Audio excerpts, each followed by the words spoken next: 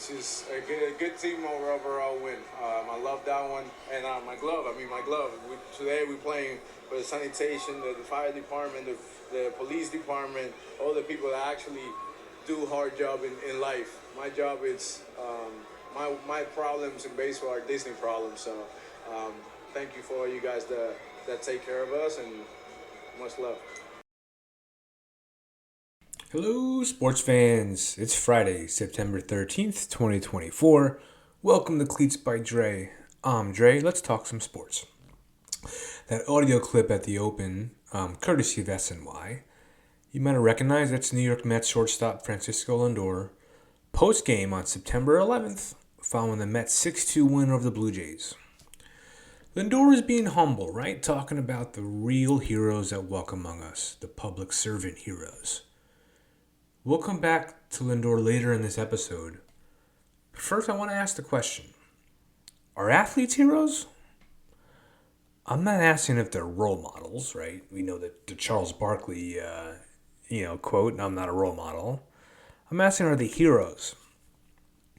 The dictionary definition of a hero. Well, the internet says a person who is admired or idealized for courage, outstanding achievements, or noble qualities. Can athletes be heroes? Yes, and I'd argue that athletes are often heroes. The best athletes naturally produce outstanding achievements. But I think it's actually the courage and noble qualities piece of the hero definition that is interesting to me, if athletes meet that standard. To look at the extent that athletes are heroes of this variety, let's look through history. Now, the history of sport, it's really just the 1900s and even later in the 1900s that the big boom of organized professional sport, and the celebrity of sport took place. I took the help of a chat GPT prompt, as we do here on Cleats by Dre, to look at what sports was like throughout ancient history. Let's run through it, have some fun. So ancient Egypt, right? Wrestling, javelin, archery, popular. The purpose? Entertainment, religious rituals, and preparation for war. Ancient Mesopotamia, boxing and wrestling were popular. Inscriptions showed kings participating in physical contests. Kind of boys being boys. Little locker room activity for the kings. Ancient Greece, of course, for the Olympics, started out. Running, discus, javelin, boxing, chariot racing. Physical fitness, essential for a balanced life. Ancient Rome, we know about the gladiators. And I actually, sidebar, I like to think, people that like sports today, like myself, what would we do back then? Would I have been a scouter of gladiators and figuring out how we build the best gladiator teams? And probably just a bookie on the side, I think. That's Rome. Medieval era, Europe, right? Jousting and tournaments, popular among knights and aristocrats, reflecting military training. And I think that's a theme, right? The best athletes were the warriors. Right, back then, there wasn't as much leisure. We're lucky these days. Leisure time. We play fantasy football, for Pete's sake. Back then, there was lots more war. Your best athletes were the strongest, the fastest, the smartest, the best warriors. Didn't have time in society to be playing games, to be kicking the ball or throwing the ball. Now, in the 1900s, as sports popularized, athletes' public images personified. Even more opportunities to be heroes, not just for what they do on the field. Now, in the 1900s, the war variety, athlete as warriors, kind of persisted, right? World War II, many athletes in the league shut down. Ted Williams, maybe the most famous example, right? Flew fighter pilots for the Navy in World War II from 1943 to 1945. He didn't see combat then, but then he got called up from active duty for the Korean War in 1952. He flew 39 combat missions alongside John Glenn. Meanwhile, go in and out of baseball, hitting 400 like it's nothing. Now, also, the 1900s allowed for the chance athletes to have social activism. Jesse Owens in the 1936 Berlin Olympics winning gold medals right in Hitler's face in Berlin. We know about Jackie Robinson breaking the color barrier, Babe Didrikson on the women's side, and Billie Jean King. Babe Didrikson, Olympic medalist in track and field and golf. Billie Jean King, trailblazer, battle of the sexes win in tennis. Muhammad Ali, whether you agree with him or his stance or not, his social activism stances against the Vietnam War were very prominent. And more recently, Colin Kaepernick and his stand for social activism and civil rights by refusing to stand for the national anthem. He sacrificed quite a bit. These are big examples of athletes as heroes, if not to all, at least to some. But athletes can be heroes on a smaller scale too. You see, the courage, noble qualities, those are as similarly forged on Little League fields, playground basketball courts, and college lacrosse fields as they are on the professional level. And I'd argue that there's actually no better molding ground than the athletic field. The reason I'm bringing this up now, because at this time of year, I'm sure globally and nationally it's a big deal, but in New York, September 11th every year brings up feelings, brings up emotions. Hard to believe it's been 23 years since that fateful day. It's a flashbulb memory for me. I just started my senior year of high school. Not exactly fully comprehending what was happening that day. I actually remember that date, September 11th, 2001. At first, more because it was a date that Jay-Z's new album, The Blueprint, was dropping. A couple of my good friends in their off period were going to go to FYE. That's a blast from the past, right? Get the CD, pick it up. They came back. I saw them in the hallway. They told me something was happening. Planes flying into buildings. Now, this was pre-digital era. So teachers wheeled in TVs to classrooms for us to watch. No one was allowed to leave campus. So seniors would head to their cars, turn on the radios to listen to what was going on. The mix of fear and hope.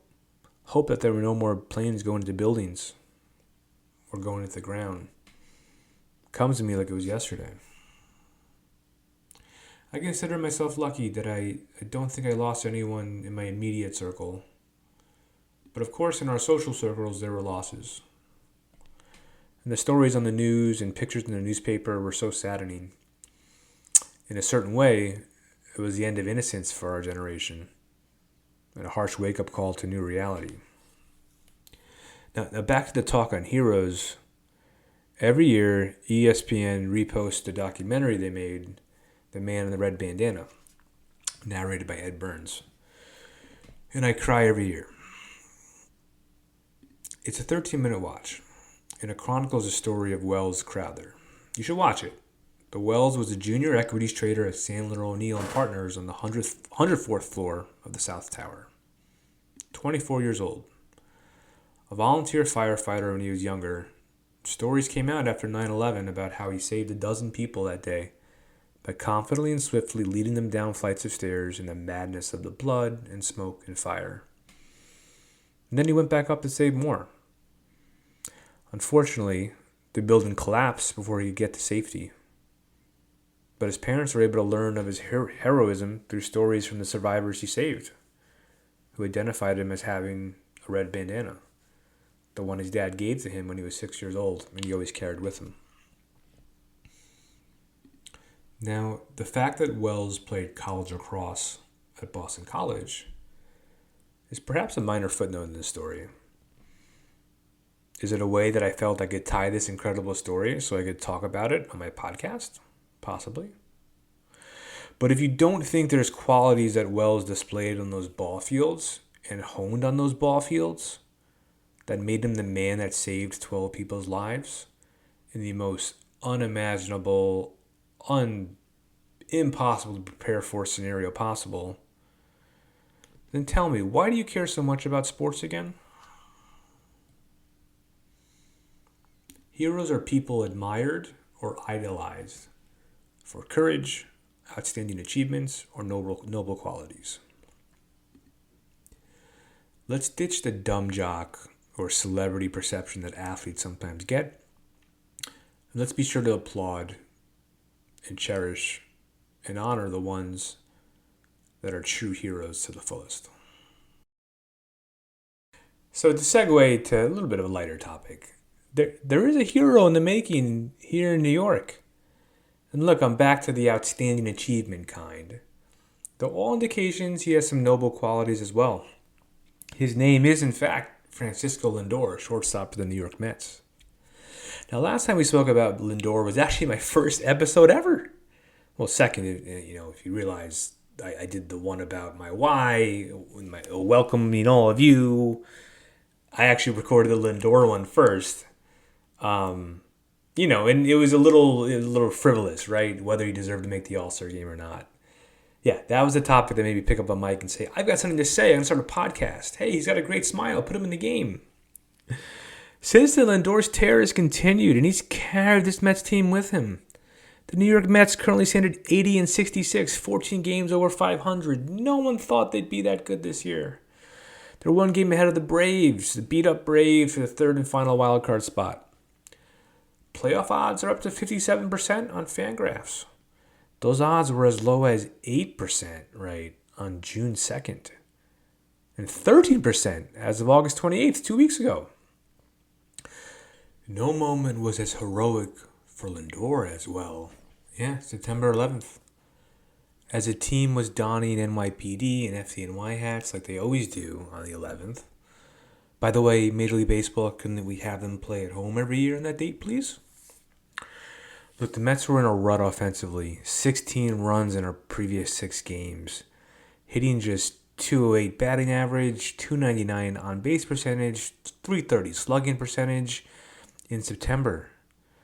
And they were getting no hit through 8 innings to Bowden Francis, some Floridian bozo pitching in Canada, wearing a bunch of puka necklaces like it actually was the year 2001.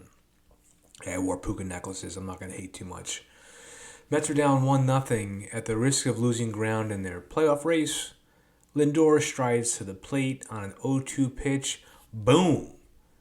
Francis leaves one over the plate, and Francisco pummels it to right field. The kind of stuff you dream of when you're watching as a fan. The team rallied after their leader, and they go on to win 6-2. Take the series, move a game up on the Braves. The reality is Lindor has been the team's catalyst, its leader, its heart.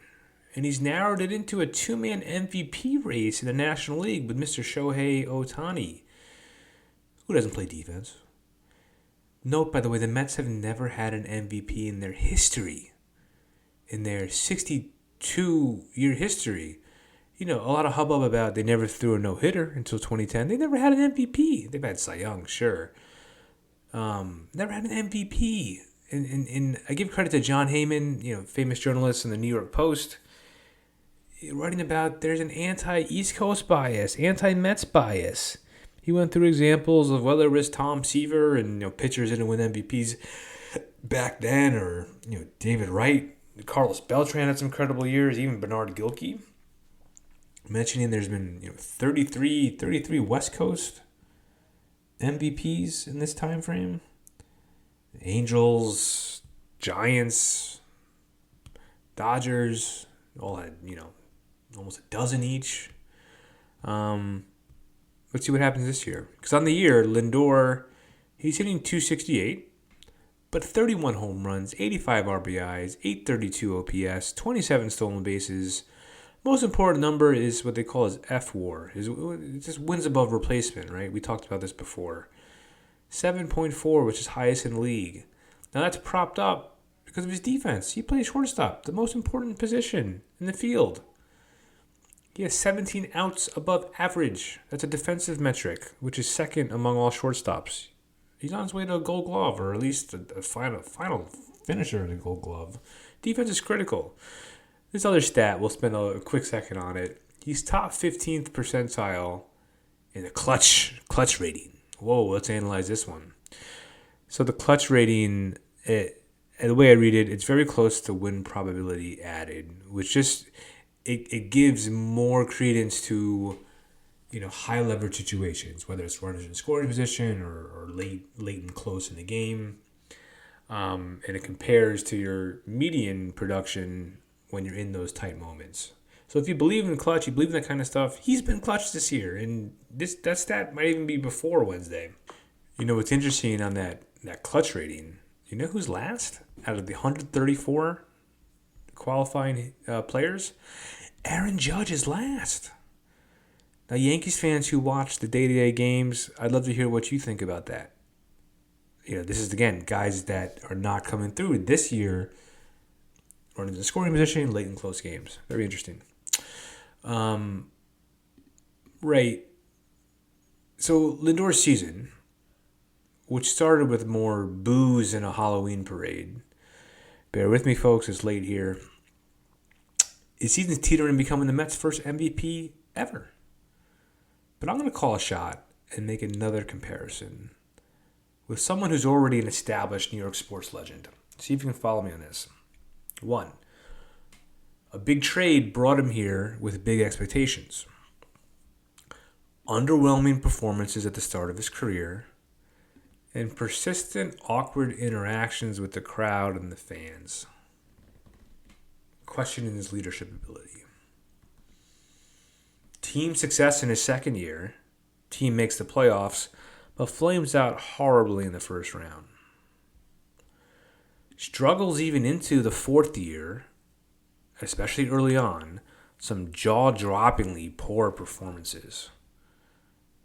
Then he catches fire, leads a team into the playoffs as a wild card, and with some huge upsets, they win the championship.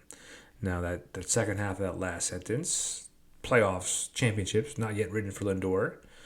But who's this analogy?